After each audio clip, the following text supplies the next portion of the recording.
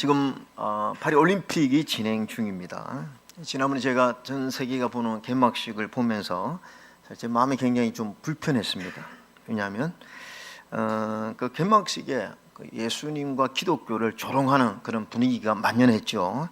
여러분이 보셔본 알겠지만 최후의 만찬의 어떤 그런 자리에 동성애자를 예수님 자리에 앉혀놓고, 또 두 번째 그 주변에 드래그 퀸이라고 여장 남자 또 게이들이 다 앉아 있으면서 마치 기독교와 예수님을 조롱하는 그런 분위기를 연출했고요.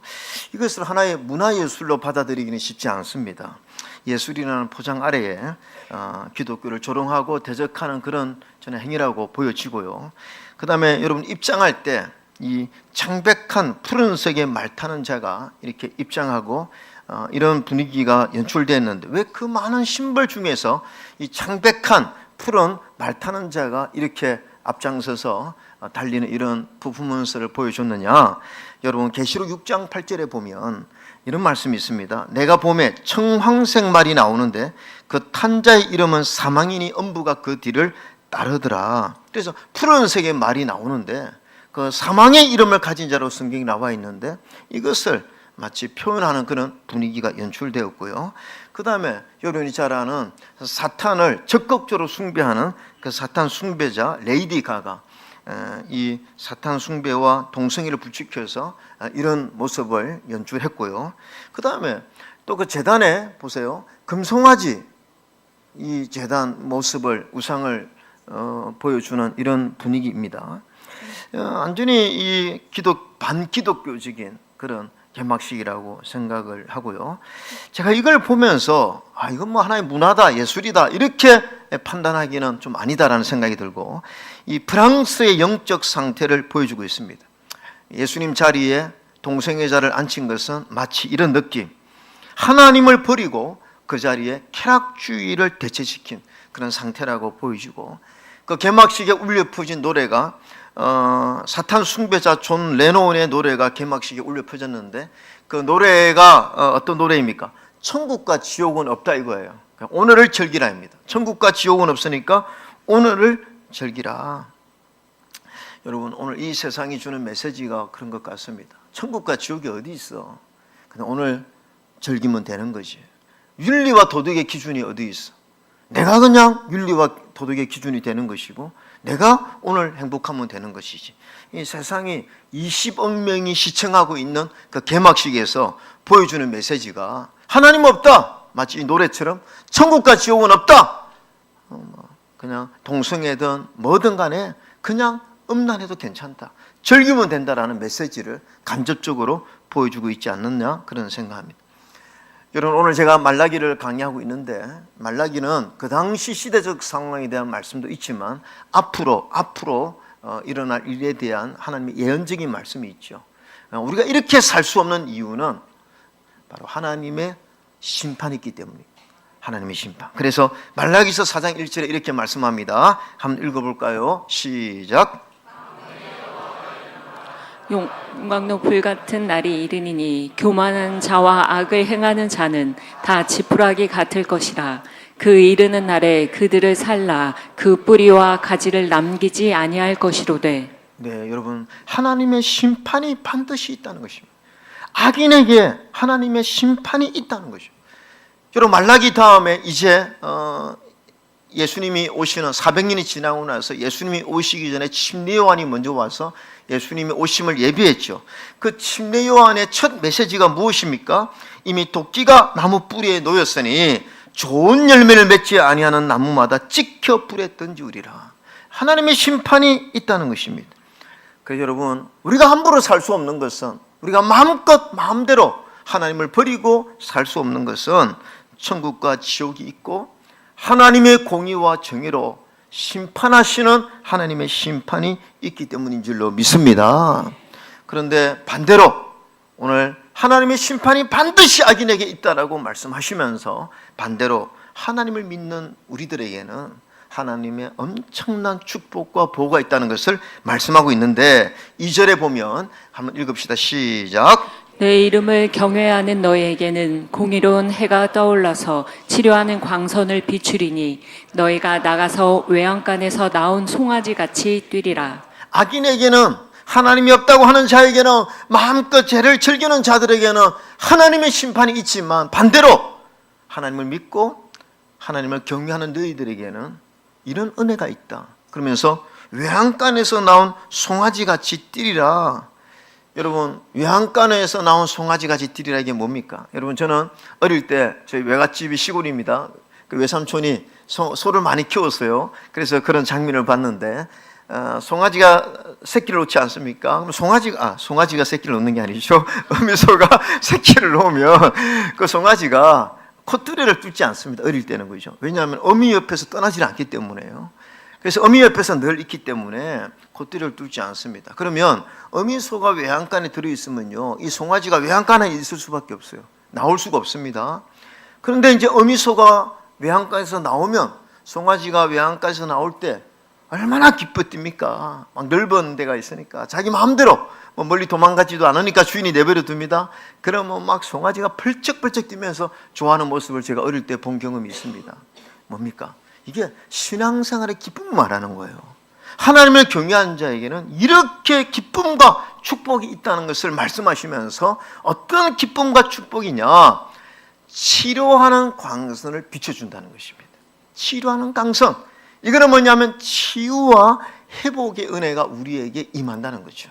그래서 하나님을 믿는 오늘 저와 여러분들, 오늘 이 무덤 폭염 속에서 폭염을 뚫고 하나님 앞에 예배자로 서는 여러분들에게는 바로 이런 축복이 있는데, 제가 오늘 간단하게 이 치유와 회복에 대한 주제 메시지 4가지 간단하게 말씀드리면요, 첫 번째가 뭐냐면, 자, 따라서 합시다. 시작. 영혼의 치유와 회복이 있다는 것입니다. 영혼의 치유와 회복이. 여러분, 제가 지난번에 한번 말씀드렸지만, 남자들은요, 청년이 되면 군대 가기 전에 기쁘지 않습니다. 제 경험입니다. 군대 몇 개월이고 군대 간다. 먹어도 맛도 없고, 놀러 가도 재미도 없고, 아이고, 이제 군대 가야 되는구나. 이 두려움 때문에요. 그렇지 않습니까? 여러분, 수술 한번 해보신 분 있습니까? 자, 다음 주 수술한다. 뭘 먹어도 맛이 없고 뭘 해도 재미가 없습니다. 우리 예배부장 이문선 집사님 지난번에 이번에 당남 수술 제거 수술했는데, 저는 처음 모임 때 그러시더라고요. 이거 의사가 이제 수술을 하는 거를 이렇게 이렇게 수술한다는 뭐 장면을 이렇게 보여줬는데, 그거 보고 나니까 두렵더래요.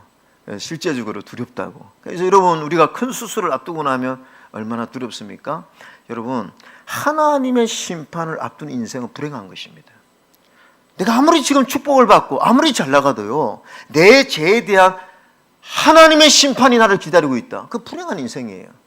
그러나 오늘 이 어려운 해가 떠올라서 치료하는 강선을 발해준다. 그 첫 번째가 뭐냐면요, 그 심판을 면해주는 은혜가 있다는 것입니다. 아멘입니까? 여러분, 이 어려운 해가 누굽니까? 여러분, 요한복음에 잘 나와 있습니다. 이 어려운 해가 누구냐? 빛이 누구냐? 예수님이라고 나와 있죠. 그래서 빛이 어둠에 비치되 어둠이 깨닫지 못하더라. 9절에 참빛 곧 세상에 와서 각 사람에게 비추는 빛이 있었는데, 이 빛을 영접하는 자에게는 하나님의 자녀가 되는 권세를 준다는 거죠. 그럼 이 빛을 받는 자들은 어떤 축복이 있느냐? 요한복음 3장 17절 여러분 한번 읽읍시다. 시작. 하나님이 그 아들을 세상에 보내신 것은 세상을 심판하려 하심이 아니요 그로 말미암아 세상이 구원을 받게 하려 하심이라. 18절 저를 믿는 자는 심판을 받지 아니하는 것이요. 할렐루야. 여러분, 하나님께서 허락하신 그 치료의 강선, 구원의 빛을 받은 자는요, 심판받지 않는 줄로 믿습니다. 이게 구원입니다. 심판을 받으면 그 구원이 아니에요. 우리는 심판을 받지 않기 때문에 우리에게는 구원과 천국의 회복이 있는 줄로 믿습니다. 두 번째는 뭐냐면요, 마음의 치유와 회복의 은혜가 있다는 것이죠. 여러분, 혹시 여러분 우울증 있는 분 있습니까? 여러분, 이 우울증에요, 이 물리적인 빛도요 굉장히 효과가 있다는 것이 입증되었습니다.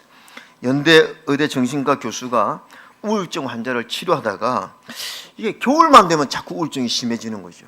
이게 왜 그러지? 그래서 이 빛과 연관이 있다는 생각을 해서 한번 실험을 했는데, 이게 일조량과 우울증이 이 관계가 있다 생각해서 이 겨울철에 환자에게요, 이 일조량을 보충하는 의미로 아침에 1시간, 저녁에 1시간씩 2500 룩스의 강렬한 빛을 비춰줬답니다. 그러니까요, 이게 엄청 빨리 호전이 됐대요. 3일 만에 회복이 되는 거의. 그런데 이 빛을 또 중단시키니까 우울증 증세가 다시 재발되는. 그래서 이 물리적인 빛도요, 우리 우울증. 여러분, 우울하신 분요, 이 얼마나 좋습니까? 예, 걸어 다니시기 바랍니다. 햇빛도 받고 실제적인 이제 도움이 된다는 거죠. 그런데 여러분, 물리적인 빛도 이렇게 도움이 되는데 예수님이 비춰주시는 이 영적인 광선은요, 우리의 마음의 치유에 능력이 있는 줄로 믿습니다. 여러분, 예수님이 비춰주시는 광선은요, 우리의 마음을 치료합니다. 그래서 이사야 40장에 소년이라도 피곤하고 곤비하며 장정이라도 넘어지며 쓰러지되 여호와를 앙망하는 자는 새 힘을 주신다고 했어요. 이 새 힘이 무엇입니까? 그게 광선을 통해 주시는 능력이요, 강선을 통해 주시는 힘인 줄로 믿습니다. 여러분, 요즘 너무 피곤해, 나 너무 마음이 힘들어, 오늘 교회 쉬어야 되겠다, 이 말이 안 되는 거예요. 마음이 힘들수록, 몸이 피곤할수록 교회에 나와야 될 줄로 믿습니다. 그래서 치료하는 강선을 바라는 것이죠. 여러분, 우리가요, 이 찬송을 부를 때 얼마나 이런 능력이 있는지 몰라요. 이번에 어떤 집사님, 남자 집사님하고 교제하는 가운데 그 집사님이 그런 고백하더라고요. 요즘 너무 힘들었대요. 너무 힘들고 혼자서 이제 차를 타고 가는데 복음송가를 이렇게 듣는데, 그거 뭐 수십 년 들었던 너무 익숙한 복음송가인데 그걸 따라 부르는데요, 막 눈물이 쏟아지고 막 통곡이 쏟아졌대요. 막 그 부르는데, 근데 왜 그랬을까 생각해 보니까 성령이 타치한다고 믿습니다. 왜 눈물이 쏟아집니까? 그 복음송가에는요, 그 은혜가, 그 복음송가 안에, 우리가 찬송 부르는 찬송 안에 하나님 주시는 새 힘이 있다는 것입니다. 저는요, 제가 이제 너전비 기도회 때 우리 늘 이렇게 폐성으로 많이 불렀던 찬송 중에 주님요, 이 손을 꼭 잡고 가소서, 그 찬송 제가 참 좋아하는데요, 이 2절에 인생이 힘들고 고난이 겹칠 때 주님여 날 도와주소서, 우리 같이 한번 볼까요? 외치는 이 소리 귀 기울이시사 손잡고 날 인도하소서. 여러분, 복음성가나 찬송가에는요, 그 광선을 통해서 우리에게 회복하는 그 능력이 있다는 사실을 알아야 됩니다. 유행가도 힘이 있습니다. 유행가는 우리에게 위로가 되고 격려가 될 수도 있습니다. 그러나 찬송가와 복음성가, 그 성령을 통해서 주시는 이 힘과는 다른 거예요. 저는요, 진짜 힘들고 어려울 때 한 번씩 이 찬송 부르면요, 정말 이 내면에서, 어디인지 모르지만 내면에서 부어주시는 그 하나님의 은혜를 깨닫거든요. 또 여러분, 우리가 예배 때 찬송을 통해서도 이런 마음의 회복이 있죠. 또 여러분, 말씀을 통해서 하나님은 역사합니다. 여러분, 사도 바울이 전도를 하고 교회를 개척하다가 에덴에 가서 실패했습니다. 에덴에 가서, 지금 아테네죠, 아테네에서 자신의 어떤 지식을 다 동원해서 말씀을 전했는데 아무도 예수님을 믿지 않는 거예요. 완전 실패를 경험했습니다. 그럼 낙심해서 고린도로 내려갔어요. 그 고린도에 가보니까 이 바울이요, 더 심각한 겁니다. 너무나 우상을 섬기고, 또 고린도는요, 엄난한 도시였습니다. 이 엄난한 도시에 내가 복음을 전해봤자 아테네에서도 실패했는데 이게 되겠느냐 생각한 겁니다. 그 다음에 또 급진주의 유대주의자들이 이 바울의 목숨을 노리고 있는 그때에 마음속에 눌림이 있었고 절망이 있었습니다. 그 낙심하고 있었을 때에 하나님이 말씀을 통해서 바울에게 뭐라고 말씀하셨습니까? 사도행전 8장에 내가 너와 함께 있음에 어떤 사람도 너를 대적하여 해롭게 할 자가 없을 것이니 이는 이 성중에 내 백성이 많음이라 하시더라. 걱정하지 마, 내가 다 예비한 영혼이 있다라고 하나님 말씀을 통해서 오늘 이 바울의 마음을 회복시켜 주시고 새 힘을 주셨다고 믿습니다. 여러분, 제가요 2002년도에 개척했잖아요. 개척 예배를 1월 6일 날 드렸습니다. 그때 강남중앙교회 성도님들이 40평 50평 정도 되는 교회예요. 한 300~400명 오셨어요. 꽉 찼습니다. 그 자리에 들어올 수 없어서 2층을 빌려서 2층까지 찼습니다. 아주 그냥 축복 가운데 예배를 드렸습니다. 문제는 뭐냐, 그 다음 주에 아무도 안 왔습니다. 아무튼 이게 그러니까요 마음에 순간적으로 낙심이 되고 절망도 되고 야 내가 개척을 했는데 성도들이 올까?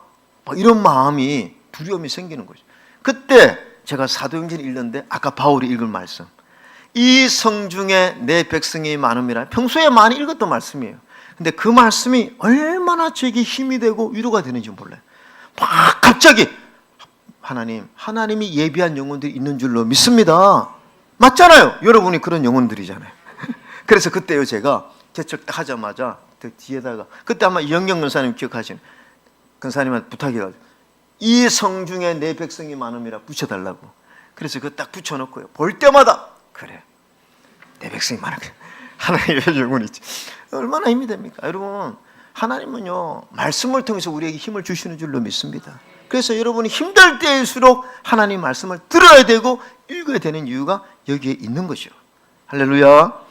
여러분 세상 사람들이 자살하는 이유는 무엇입니까? 마음이 힘들고 상처를 받았는데 스스로 회복할 힘이 없기 때문에 자살하는 거예요.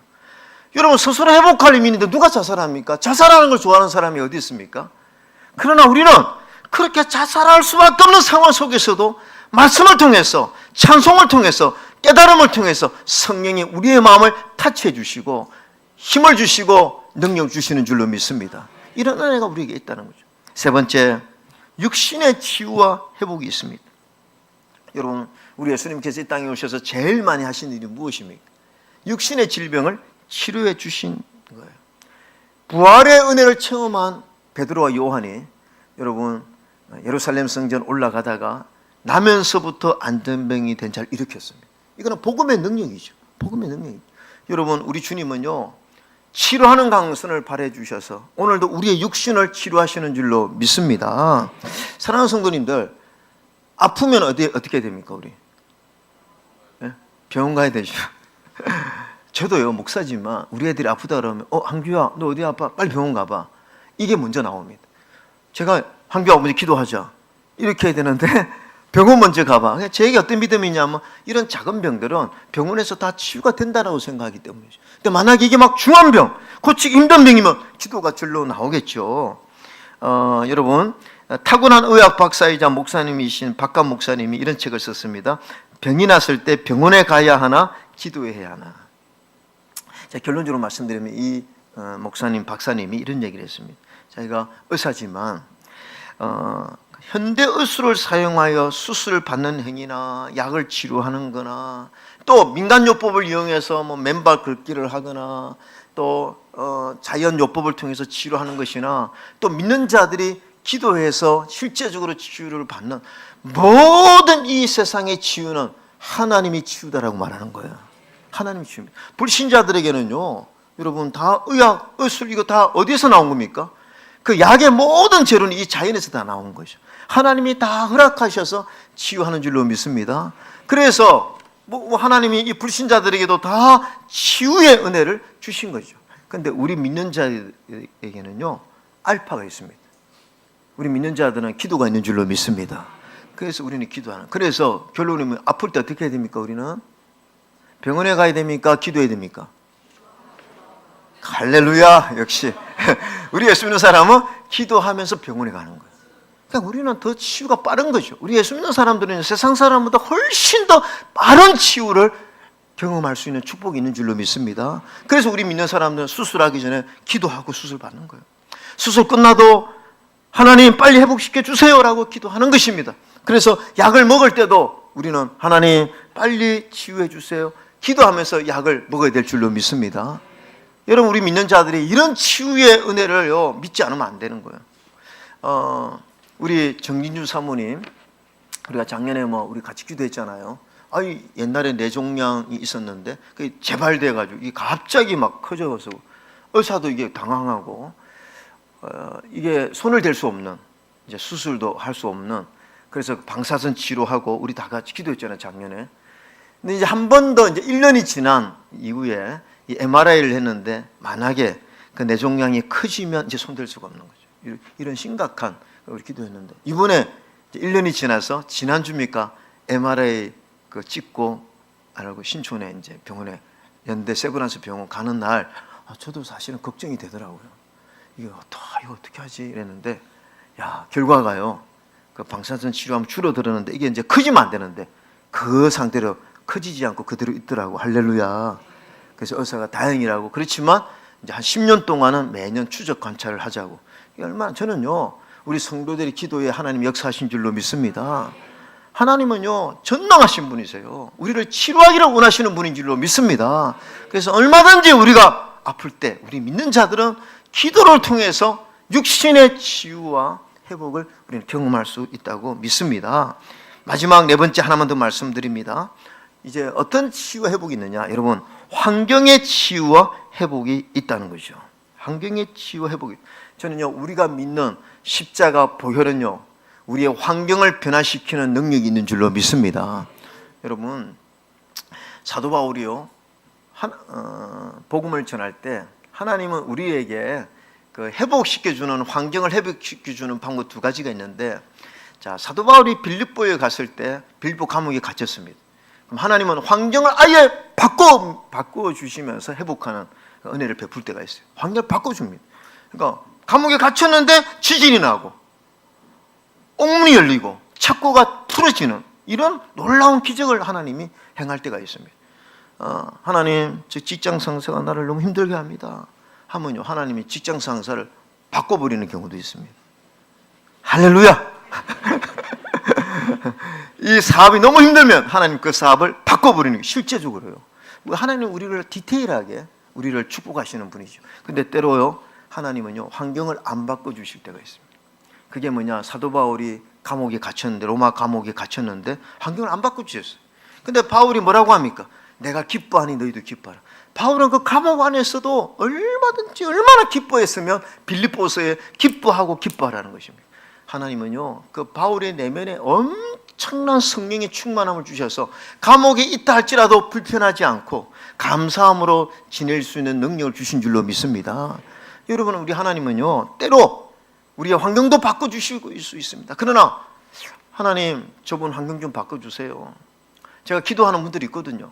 근데 하나님이 안 바꿔주세요. 그러면 제가, 하나님 왜 안 바꿔주시죠? 근데 나중에 보면요, 하나님이 안 바꿔주시는 이유가 있는 게, 그 환경이 바뀌어지지 않으면요, 그 집사님을 바꾸셔서 엄청 영적으로 충만케 해주셔서 하나님을 가까이 하게 만드는 은혜가 있는 줄로 믿습니다. 그럴 때 참 많아요. 여러분, 과학기술처 장관을 두 분이나 지낸 정건모 박사님이 이런 책을 썼습니다.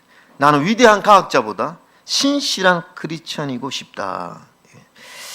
세상적으로 정말 잘 나가던 그가 어떻게 예수님을 그리스도와 주님으로 정말 인격적인 주님을 경험할 수 있었느냐 하면, 정말 전인적으로 치유하시는, 온전한 회복을 하시는 하나님의 은혜를 경험했거든요. 이게 뭐냐 하면, 그 사랑하는 아들 진우가 만성 신부전증으로 병들었습니다. 아버지가 신장을 떼줬어요. 얼마나 이 아들을 사랑, 신장을 떼주고 기도했는데도 이 아들이 낫지를 않는 거예요. 그런데 이제 그 책에서, 이 분의 책에서 이런 얘기했습니다. 마지막 그 아들이 천국 가기 마지막에 나눈 대화를 이렇게 기록해 놨습니다. 진우야, 너 예수님을 진짜 사랑하니? 그 아들이, 그럼요, 제 삶의 전부인걸요. 아들아, 용기를 가져라. 너 예전처럼 다시 일어날 것이다. 그러니까 이 아들이 아빠한테 이렇게 얘기했다. 아빠, 혹시 제가 죽더라도 절대로 아빠 슬퍼하면 안 돼요. 울지 마세요. 오히려 축복기도 해주세요. 왜냐하면 내가 죽으면 저는 천국에 갈 줄을 믿어요. 이렇게 이야기한 거예요. 그런데 이제 어쨌든 이 아버지의 기대와는 달리 갑자기 위독하다는 소리를 들은 겁니다. 그 아들을 만나기 위해서 워싱턴으로 가는 비행기에 탑승하면서 이제 그 아들, 살아있는 동안에 아들을 만날 수 없다는 생각을 한 거죠. 그래서 그 비행기 안에서 이제 이 아들에게 마지막 편지를 썼는데, 이제 그 편지 내용이 이 책 안에 있는데, 샌프란시스코에서 내 동생 진선에게 전화를 걸어보니 뇌출혈이 심하여 혼수 상태라고 하니 이제는 아프고 쓰라린 이 세상에서의 고통을 우리 아들은 모르겠구나. 어쩌면 벌써 너는 지금 주님의 따뜻한 품속에서 세상에서 가져보지 못했던 평안함과 기쁨을 누리고 있을지도 모른다는 생각을 하면서 눈물 속에서도 하나님의 무한한 사랑에 감사드린다. 그러면서 마지막에 내 사랑 내 아들아. 이 교수님이 여기서 말하는 것이 뭐냐 하면, 이 엄청난 고난 가운데서도 자신도 이걸 견딜 수 있는 소망, 그 아들도 이 고통 속에서도 견딜 수 있는 소망을 주어서 우리 가정이 이 위기를 잘 극복하고 부활의 소망을 가져서 승리할 수 있었던 것에 대해서 감사하는 거죠. 여러분, 우리가 이 땅에서 비록 죽더라도, 이 땅에서 넘어지더라도 우리의 마지막 소망은 천국인 줄로 믿습니다. 그러니까 어떤 상황 속에서도 하나님 우리를 치유하시고 어떤 상황 속에서도 우리를 회복하게 하는 능력이 오늘 하나님을 경외하는, 하나님을 믿는 저와 여러분에게 있는 줄로 믿습니다. 사랑하는 성도님들, 세상은 아무리 악하고 세상은 아까 부른 노래처럼 천국과 지옥은 없다.